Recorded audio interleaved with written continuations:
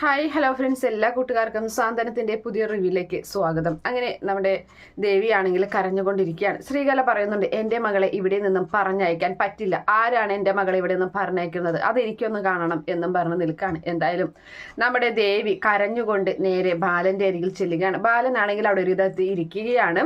അപ്പോൾ നേരെ ദേവി ബാലന്റെ കാൽക്കൽ വീണിട്ട് കാലിലിങ്ങനെ തൊട്ട് മാപ്പ് കരയുകയാണ് ചെയ്യുന്നത്. പെട്ടെന്ന് എല്ലാവരും ഞെട്ടിപ്പോകുന്നുണ്ട്. അതുപോലെ തന്നെ ബാലനാണെങ്കിൽ എല്ലാവരെയും ഞെട്ടിച്ചുകൊണ്ട് അവിടെ നിന്നും എഴുന്നേറ്റ് മാറി നിൽക്കുകയാണ് ചെയ്യുന്നത്. അത് കണ്ട് ദേവി സങ്കടപ്പെടുന്നുണ്ട്. അപ്പോൾ തൻ്റെ മാപ്പ് സ്വീകരിച്ചില്ല എന്ന് മനസ്സിലാകുന്നുണ്ട്. അങ്ങനെ അതിനുശേഷം നേരെ നമ്മുടെ മീനുവിനെ നോക്കുകയാണ്. മീനാക്ഷി അപ്പോൾ മീനുവിനെ നോക്കിയിട്ട് മീനുവിൻ്റെ അരികിലേക്ക് ദേവി ചെന്നിട്ട് അവളുടെ പിടിച്ചിട്ട്, മീനു, നീ എനിക്ക് വേണ്ടി ഒന്ന് സംസാരിക്കടി. നീ എൻ്റെ സ്വന്തം അനിയത്തിയല്ലേ, ഒന്ന് സംസാരിക്കും മീനു എന്നിങ്ങനെ പറയുമ്പോൾ മീനുവിനും ഒരുപാട് സങ്കടം വരുന്നുണ്ട്. താൻ എന്ത് പറയാനാണ് ഇവർക്കിടയിൽ എന്നിങ്ങനെ വിചാരിച്ച് അപ്പോൾ അവിടെ നിന്നും ഗോമതി മീനു എന്ന് വിളിക്കുകയാണ്. അപ്പൊ പെട്ടെന്ന് മീനു അവളുടെ കൈ പിടിക്കുന്നുണ്ട്, മാറി നിൽക്കാണ്. അപ്പോൾ അത് കണ്ട് അവൾക്ക് ഒരുപാട് സങ്കടം വരുന്നുണ്ട്. അടുത്തതായി മിത്രയുടെ അരികിലേക്ക് ചെല്ലുന്നുണ്ട്. മോളെ മിത്രേ, നീ എനിക്ക് വേണ്ടി ഒന്ന് സംസാരിക്കടി, നീ എന്നെ ഒന്ന് ഇവിടെ നിർത്താൻ പറയാ അവരോട് എന്നിങ്ങനെ പറയുമ്പോഴും മിത്രയും അതിൽ ഒന്നും ചെയ്യാനാകാതെ അവളും കൈപിടിക്കുകയാണ്. അതുപോലെ തന്നെ അനുമോളുടെ അരികിലേക്ക്, അനുമോളെ നീ ബാലച്ചനോട് പറഞ്ഞു കഴിഞ്ഞാൽ അനുസരിക്കും, ബാലച്ചൻ നിന്നെ അത്ര ഇഷ്ടമാണ്, നീ ഒന്ന് പറയും മോളെ എന്ന് പറയുമ്പോൾ അവളും കരഞ്ഞു പോവുകയാണ്. അവൾക്കും ഒന്നും ചെയ്യാൻ പറ്റാതെ നിൽക്കുന്നുണ്ട്. അതിനുശേഷം നമ്മുടെ ദേവി പോകുന്നത് ആനന്ദിന്റെ അരികിലേക്കാണ്. ആനന്ദേട്ട എന്നോട് ക്ഷമിക്കണം, കൈകൂപ്പിക്കൊണ്ടാണ് പറയുന്നത്. ആനന്ദേട്ട ഇനി ഞാനൊരു തെറ്റും ചെയ്യില്ല, എന്നോട് ക്ഷമിക്കുക ആനന്ദേട്ട, എന്നെ ഇവിടെ നിർത്താൻ പറയാം ആനന്ദേട്ട എന്ന് പറയുന്നുണ്ട്. അപ്പോൾ അതുകൾക്ക് ആനന്ദ് പൊട്ടിത്തെറിക്കുകയാണ്. ആനന്ദ് പറയുന്നുണ്ട്, എൻ്റെ അച്ഛൻ ഇത്രയും കാര്യങ്ങളൊക്കെ ഇവിടെ ചെയ്തിട്ട് എൻ്റെ അച്ഛൻ നിന്റെ ഈ കരച്ചിൽ കണ്ട് ഇവിടെ നിർത്തുകയായിരുന്നു എങ്കിലേ ഞാനൊരു തീരുമാനം എടുത്തിട്ടുണ്ടായിരുന്നു, ഇവിടെ നിന്ന് ഞാൻ പോകുമായിരുന്നു ഈ വീട്ടിൽ നിന്നും എന്ന് ആനന്ദ് തറപ്പിച്ച് പറയുമ്പോൾ എല്ലാവരും ഞെട്ടിപ്പോവുകയാണ്. അപ്പോഴും ശ്രീകല കിടന്ന് തുള്ളുകയാണ്. ശ്രീകല പറയുന്നുണ്ട്, ഇല്ല, എൻ്റെ മോളെ ഈ വീട്ടിൽ നിന്ന് പറഞ്ഞേക്കാൻ ഒരാൾക്ക് അവകാശമില്ല. ഇത് എൻ്റെ മോളുടെ ഭർത്താവിൻ്റെ വീട്, എൻ്റെ മോളുടെ വീടാണ്, ഇവിടെ നിന്ന് ആരാ പറഞ്ഞയക്കാൻ പോകുന്നത്, എനിക്കൊന്ന് കാണണം എന്നൊക്കെ പറഞ്ഞ് വീണ്ടും അവരെ ദേഷ്യം പിടിപ്പിക്കുകയാണ്.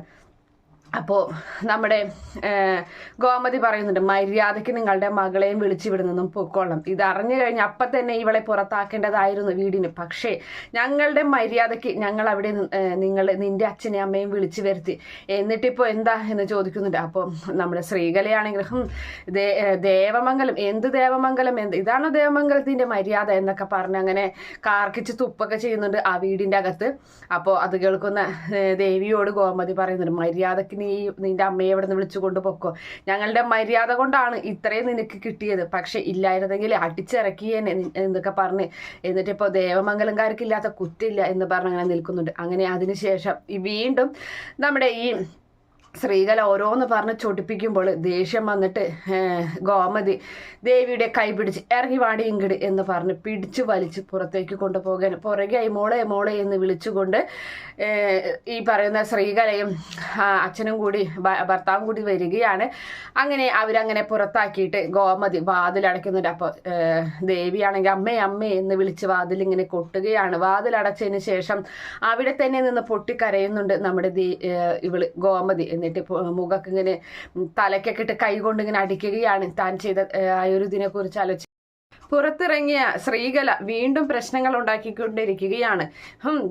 ദേവമംഗലം ഈ വീട്ടിലുള്ളവരെ എൻ്റെ മകളെ ഒരു തെറ്റും ചെയ്യാതെയാണ് എൻ്റെ മകളെ ഈ വീട്ടിൽ നിന്നും പുറത്താക്കിയത്. ഇവരൊന്നും ഒരു കാലത്തും ഗതി പിടിക്കില്ല, നശിച്ച് നാറാണക്കല്ലെടുത്ത് പോകുള്ളൂ, ആർക്കും ഒരു ഗുണവും പിടിക്കില്ല എന്നൊക്കെ പറഞ്ഞ് പുറത്തു നിന്നും ഭയങ്കര പ്രാക്കല് കാര്യങ്ങളൊക്കെയാണ്. അപ്പോൾ ആ സമയത്ത് നമ്മുടെ ഇവള് ഗോമതി പറയുന്നുണ്ട്, കേട്ടോ, നമ്മൾ തെറ്റ് ചെയ്ത പോലെയാണ് അവരുടെ കാര്യങ്ങൾ, അവർ തെറ്റ് ചെയ്തിട്ട് വീണ്ടും നമ്മളെ ശപിച്ചുകൊണ്ടിരിക്കുകയാണ് ബാലേട്ട എന്ന് പറയുമ്പോൾ, ഗോമതി നീ ഒന്നും മിണ്ടണ്ട, അവരവിടെ എന്തെങ്കിലും ചെയ്തോട്ടെ, പറഞ്ഞോട്ടെ, നമ്മൾ ചെയ്യാനുള്ള എന്തായാലും ചെയ്ത് കഴിഞ്ഞല്ലോ എന്ന് പറയുന്നുണ്ട്. എന്നാലും ബാലേട്ട, നാട്ടുകാർ കേൾക്കുമ്പോൾ എന്താ വിചാരിക്കുക എന്ന് ഗോമതി ചോദിക്കുമ്പോൾ, നീ മിണ്ടാതിരിക്കുക എന്ന് പറയുന്നുണ്ട്.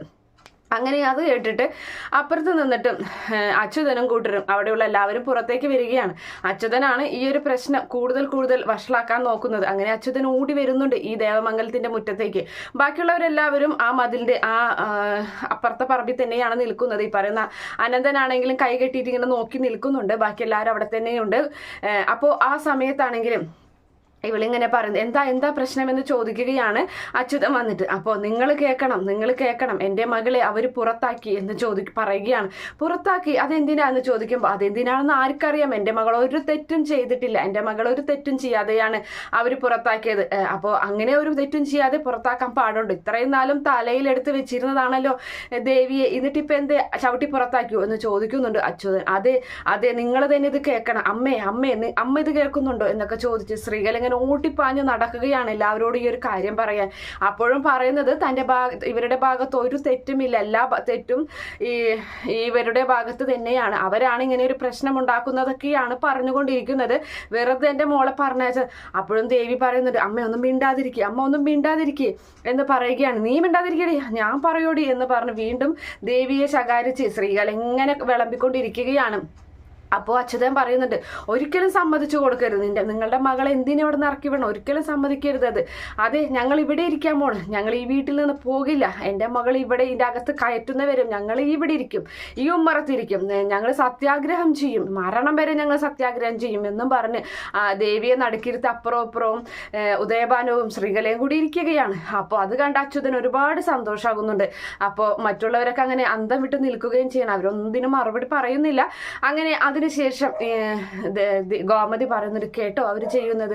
അപ്പോൾ ആ സമയത്ത് സാഹി കെട്ടിട്ട് നമ്മുടെ ബാലൻ വാതിൽ തള്ളി തുറന്ന് പുറത്തേക്ക് വരികയാണ്, മാറി നിന്നേന്ന് പറഞ്ഞിട്ട്. അപ്പോൾ ആ സമയത്ത് എടോ തന്നോടല്ലേ പറഞ്ഞത് ഈ വീട്ടിൽ നിന്ന് പോകാൻ, നിങ്ങൾ എന്താ തെറ്റ് ചെയ്തത് എന്നുള്ളത് നിങ്ങൾക്ക് കൃത്യമായിട്ട് അറിയാം, ഇനിയിപ്പോൾ നാട്ടുകാരോട് എൻ്റെ വായ തുറപ്പിച്ചു കഴിഞ്ഞാൽ നിങ്ങൾ നാണം കെട്ടി ഇവിടുന്ന് പോവുകയുള്ളൂ എന്ന് പറയുന്നുണ്ട് ബാലൻ.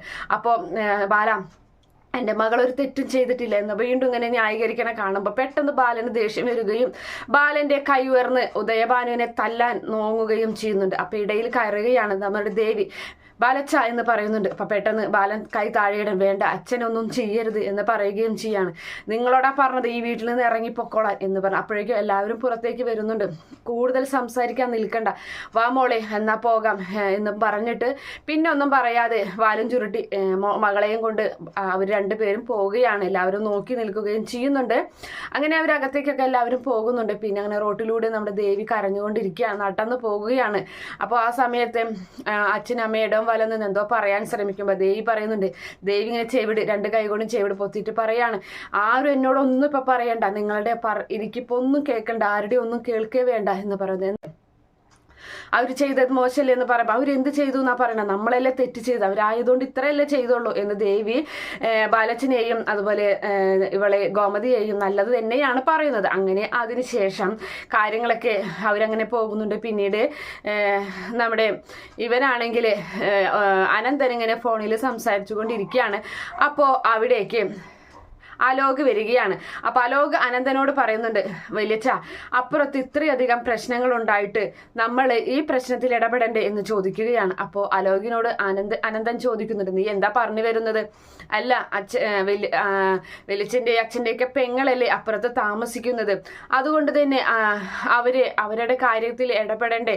ആ ഉദയഭാനു എന്തെല്ലാം നുണയാണ് പറഞ്ഞ് അവരെ ഇത്രയും നാളും പറ്റിക്കുകയല്ലായിരുന്നു, ആ ഉദയഭാനുവിനോട് ഇത് ചോദിക്കണ്ടേ വലിയച്ഛ എന്ന് ചോദിക്കുന്നത് കേട്ടിട്ട് അച്യുതൻ അവിടേക്ക് വരികയാണ്. അപ്പൊ അച്യുതൻ, എടാ ലോകെ നീ കൂടുതൽ കാര്യങ്ങളൊന്നും പറയണ്ട, നിനക്ക് എന്ന് മുതലാടാം ദേവമംഗലത്താരുടെ ഒരു പ്രേമം തുടങ്ങിയത് എന്ന് ചോദിക്കുന്നുണ്ട്. നിന്നോടെ അനുശ്രീ നിന്റെ കേസ് പിൻവലിച്ചു എന്നുള്ളത് സത്യം തന്നെയാണ്, അതിന്റെ പേരിൽ നിനക്ക് ദേവമംഗലത്താരോട് ഒരു ഇതും വേണ്ട കേട്ടോ എന്ന് പറഞ്ഞ് അച്യുതൻ ശകാരിച്ചു നിൽക്കുന്നുണ്ട്. അലോകിനെ ആ ഒരു ഭാഗം കാണിച്ച് ഇന്നത്തെ എപ്പിസോഡ് അവസാനിക്കുകയാണ്. ഈ റിവ്യൂ ഇഷ്ടപ്പെടുകയാണെങ്കിൽ ഈ ചാനൽ ഒന്ന് സബ്സ്ക്രൈബ് ചെയ്ത് സപ്പോർട്ട് ചെയ്യണേ. Okay friends, bye, thank U.